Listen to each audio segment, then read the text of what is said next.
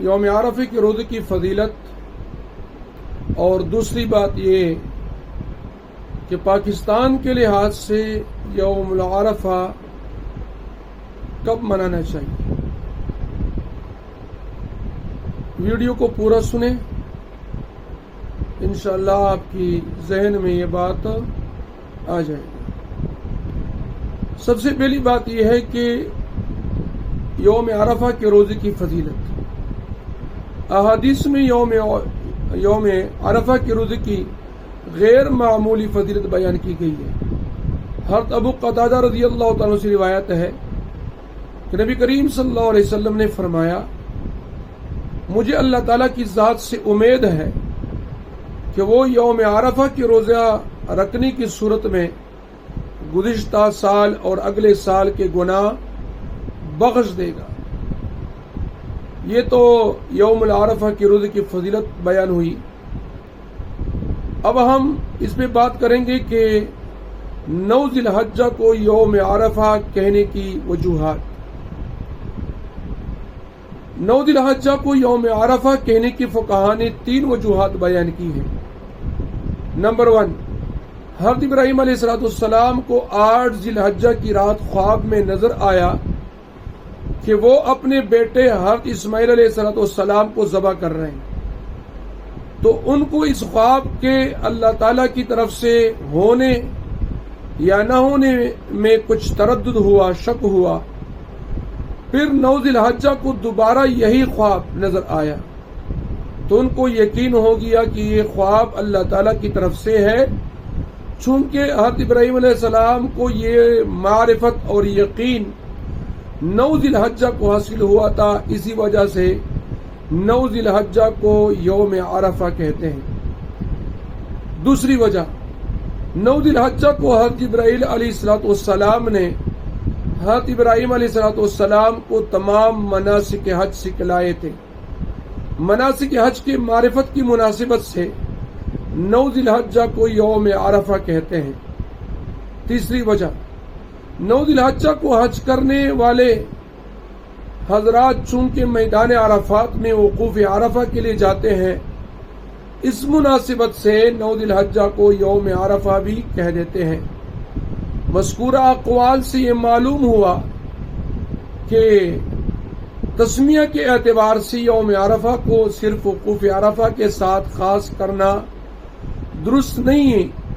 بلکہ یہ مختلف وجوہات کے بنا پر 9 ذی الحجہ کا دوسرا نام یوم العرفہ ہے۔ لہذا یہ دن ہر ملک میں اپنی تاریخ کے اعتبار سے ہوگا، یعنی دیگر ممالک میں جس دن 9 ذی الحجہ ہوگی وہی دن یوم عرفہ کہلائے گی، خواہ اس دن سعودی عرب میں یوم عرفہ نہ ہو۔ نیز یہ بھی واضح رہے کہ مذکورہ مسئلہ کا دار و مدار اس بات پر ہے کہ سعودی عرب کی رویت ہلال دیگر ممالک کے حق میں معتبر ہے یا نہیں۔ اس بارے میں احناف کا راجح قول یہ ہے کہ بلاد بعیدہ جن کے طلوع و غروب میں کافی فرق پایا جاتا ہے، ان کی رؤیت ایک دوسرے کے حق میں معتبر نہیں، اور سعودی عرب اور دیگر ممالک کے مطلع میں کافی فرق ہونا بار بار کے مشاہدے سے ثابت ہے۔ لہذا جس طرح نمازوں کے اوقات تہجد اور سحر و افطار میں ہر ملک کا اپنا وقت مقرر ہے،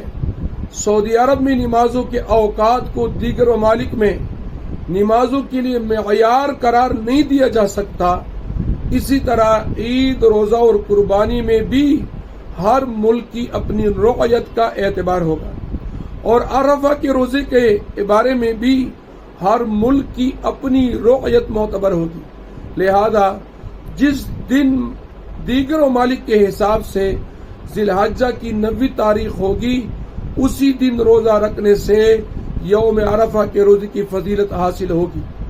اگرچہ اس دن مکہ مکرمہ میں عید کا دن ہوگا۔ نمبر 2، بعض احادیث میں روزے کی فضیلت بیان کرتے ہوئے یوم عرفہ کی بجائے 9 ذی الحجہ کے الفاظ مذکور ہیں، مثلا بعض امہات المؤمنین رضوان اللہ تعالی عنہن اجمعین بیان کرتی ہیں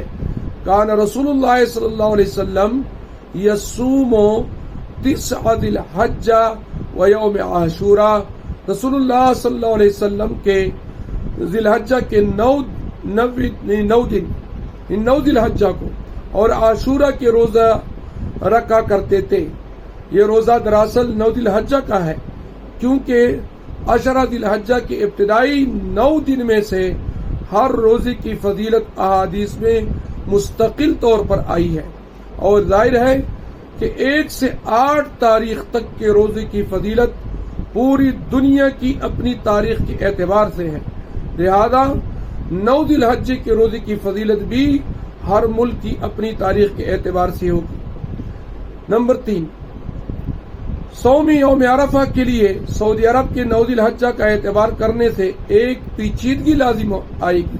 یعنی ایک مشکل پیش آئے گی۔ دنیا کے بعض وہ ممالک جن کی تاریخیں سعودی عرب سے 1 دن پہلے کی ہوتی ہیں، یعنی وہ ممالک جہاں چاند کی پیدائش اور طلوع و غروب سعودی عرب سے پہلے ہیں، مثلا جس دن سعودی عرب میں 9 ذی الحجہ ہے اس دن بعض ممالک میں 10 ذی الحجہ ہوگا، اور 10 ذی الحجہ کو اس ملک کے مسلمان عید الاضحیٰ منائیں گے، اور اس دن ان کے لیے روزہ رکھنا ناجائز ہوگا، پھر وہ اس دن کو سعودی عرب کے مطابقت میں یوم عرفہ مان کر اس میں روزہ کیسے رکھ سکتے ہیں؟ یعنی یہ ممالک جن کی تاریخ سعودی عرب سے آگے جا رہی ہے وہ سعودی عرب کا اتباع کیسے کریں گے؟ نمبر 4، اسلام صرف 21ویں صدی کا مذہب نہیں۔ جدید ذرائع ابلاغ سے آج کل معلوم ہو جاتا ہے کہ سعودی عرب میں کس دن یوم عرفہ ہے۔ پہلے کی صدیوں میں یہ دین تو 1400 سال سے آ رہی ہے، ان صدیوں میں جن میں جاننے کے ذرائع نہیں تھی، نہ سوشل میڈیا تھا، نہ الیکٹرانک میڈیا تھا، نہ پرنٹ میڈیا تھا، وہاں نہ ٹیلی فون تھا، نہ بجلی تھی، اس زمانے میں لوگ یوم عرفہ کا روزہ اپنے یہاں کی تاریخ کے حساب سے رکھتے تھے۔ آج کل بھی دنیا کے تمام خطوں میں ہر شخص کو جدید ترین سہولیات حاصل نہیں، تمام لوگوں کے لیے اب بھی دوسرے علاقوں کے بارے میں بروقت معلومات حاصل کرنا آسان نہیں ہوتا، اس لیے اب بھی مناسب، آسان اور قابل عمل یہی معلوم ہوتا ہے کہ ہر ملک کے لوگ اس دن عرفہ کا روزہ رکھیں جس دن اس کے یہاں 9 ذی الحجہ ہو۔ نمبر 5، یوم عرفہ کا دن کا اطلاق طلوع آفتاب سے غروب آفتاب تک کے وقت پر ہوتا ہے، اور صوم یعنی روزہ طلوع فجر سے شروع ہوتا ہے، غروب آفتاب پر مکمل ہوتا ہے۔ اگر یوم العرفہ یعنی عرفہ کا روزہ رکھنے میں سعودی عرب کی 9 ذی الحجہ کا اعتبار کیا جائے اس لیے کہ اس دن وہاں وقوف عرفہ ہے، تو پھر روزے کے آغاز اور اختتام کے سلسلے میں بھی سعودی عرب کے اوقات کی پابندی ہونی چاہیے۔ پھر تو عرفہ کا روزہ دنیا کے ہر خطے میں اس وقت شروع کیا جائے جب سعودی عرب میں 9 ذی الحجہ کو طلوع فجر کا وقت ہو، اور اس دن اس وقت افطار کرایا جائے جب سعودی عرب میں 9 ذی الحجہ کو غروب آفتاب کا وقت ہو، حالانکہ یہ بات بالکل ہی غیر معقول ہوگی، کیونکہ سعودی عرب میں غروب کا وقت ہوگا اور بعض ممالک میں ابھی 2-3 گھنٹے باقی ہوں گے، تو وہ کیسے سعودی عرب کے ساتھ پھر افطار کرے گا؟ لہذا اس وقت مشرق بعید اور مغرب بعید میں رات کا وقت ہوگا، اور قطب شمالی اور قطب جنوبی میں یا تو مسلسل رات ہوگی یا مسلسل دن، اور سعودی عرب کی تاریخ کے اعتبار سے یوم عرفہ کا روزہ رکھنے میں ان ممالک میں شرعی احکام کی مخالفت اور مشکل لازم آئے گا۔ لہذا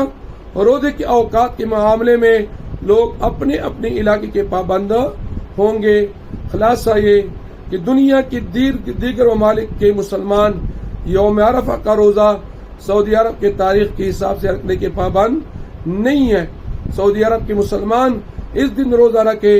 جب ان کے یہاں 9 ذی الحجہ ہوں، اور دوسرے ممالک کے مسلمان اس دن روزہ رکھیں جب ان کے یہاں 9 ذی الحجہ ہو۔ البتہ پاکستان وہ مشرقی ممالک جو سعودی عرب سے 1 تاریخ پیچھے ہوتے ہیں، وہاں کی مسلمانوں کے لیے بہتر ہے کہ وہ 8 اور 9 ذی الحجہ دونوں دن روزہ رکھ لیا کریں، کیونکہ 10 ذی الحجہ کے ہر روزے کی فضیلت صحیح احادیث سے ثابت ہے، اور ان ممالک کے لوگوں کے لیے اس دن روزہ رکھنے میں کوئی ممانعت بھی نہیں ہے۔ لہذا یہ جو یوم العرفہ کے روزے کی بات ہے، یہ ہر ملک اپنی تاریخ کے اعتبار سے رکھیں۔ فقط واللہ تعالی